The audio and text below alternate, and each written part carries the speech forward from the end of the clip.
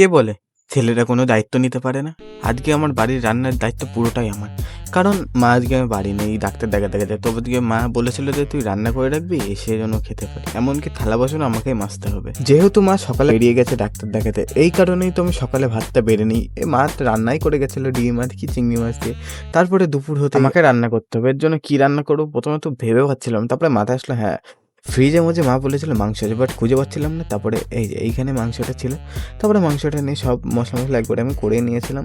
আর যা যা লাগে মাংসের মধ্যে দিতে সবই দিয়ে দিলাম।